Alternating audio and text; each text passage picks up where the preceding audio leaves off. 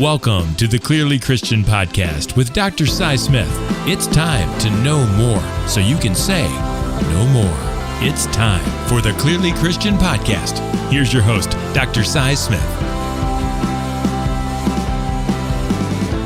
Hi, I'm Dr. Cy Smith, and this is Clearly Christian, a podcast about what it means to see the world from God's perspective, and then the impact this has on training the next generation to live a life consistent with the biblical worldview. Thanks for joining me today, and if you've been listening and you like the show, I'd encourage you to hit the subscribe button or leave a review, and that'll let others know that the show is worth listening to and certainly help advance our cause for Christian education both nationally and worldwide. Today's extra credit version of the Clearly Christian Podcast is a deeper dive into the chalkboard points from my recent conversation with Dr. Phil Leineweber. So the full episode is now live, so just look for the picture of Dr. Phil Leineweber and you'll find everything you need there. So now for some extra credit, let's go ahead and dive in. The first point, someone every day is shaping how your kids see the world. Someone every day is modeling values that'll determine how your kids act in the world. And someone every day is either pointing your child to Christ or distorting that image. Christian schools are intentional to train these children to be more fully conformed and united with Christ so that when they leave these schools, they have a spiritually mature relationship with Christ in order to live a life successfully for His glory and according to His purpose for their lives. After interviewing nearly 100,000 teenagers, Barna research showed that the pursuit of spiritual maturity ranks very low on the list of priorities for this new generation, Gen Z. As a matter of fact, it ranked a distant 9th on the survey, well behind the top 3 priorities of finishing their education, starting a career, or becoming financially independent. So for Christian school leaders such as myself, this idea of designing a legitimate plan for the spiritual growth of their students is a priority because we see that need, but it is not easy at all. Schools are just not built well for this idea. Many of us were designed on a factory model, an outdated factory model with uniform outcomes and efficiency as the goal.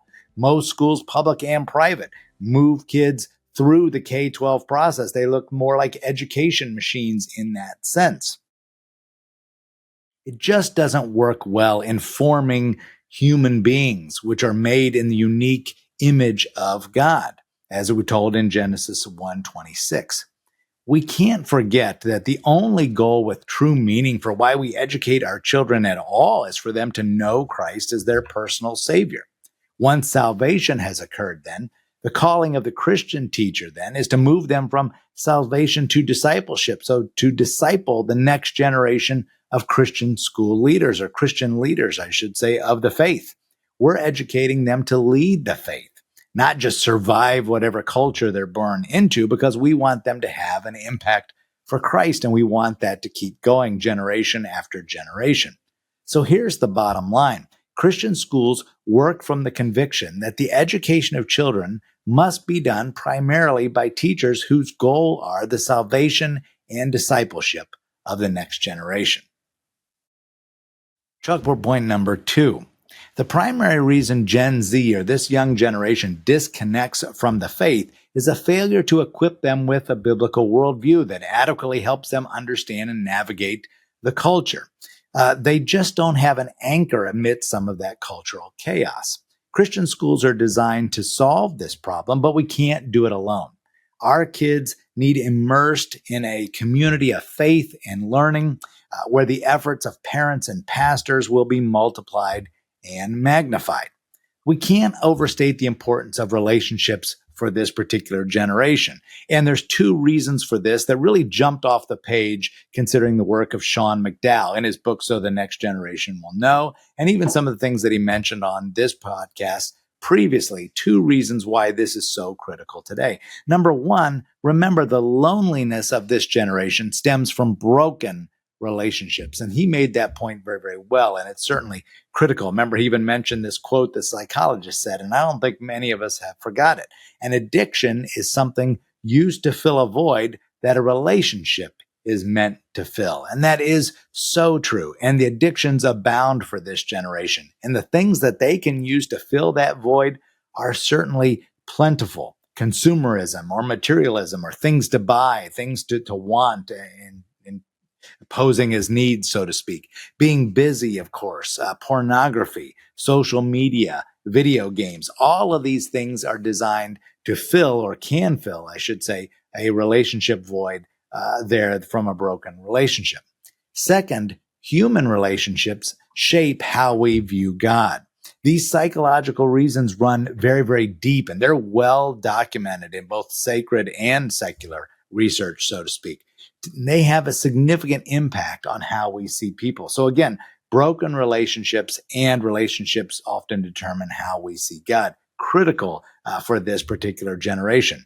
Remember, McDowell said, relationships are the runway on which truth lands. So when adults take the time to listen with empathy and they mentor from a place of wisdom and they demonstrate care and concern for those young people in your sphere of influence, what you're doing there is preparing them for truth by gaining their trust.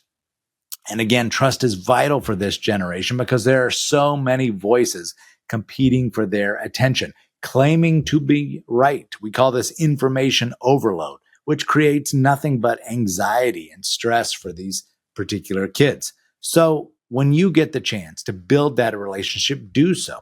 Share your story. Have a conversation. Grab a meal together even. Be a good listener. Don't be too quick to judge. Show some empathy there.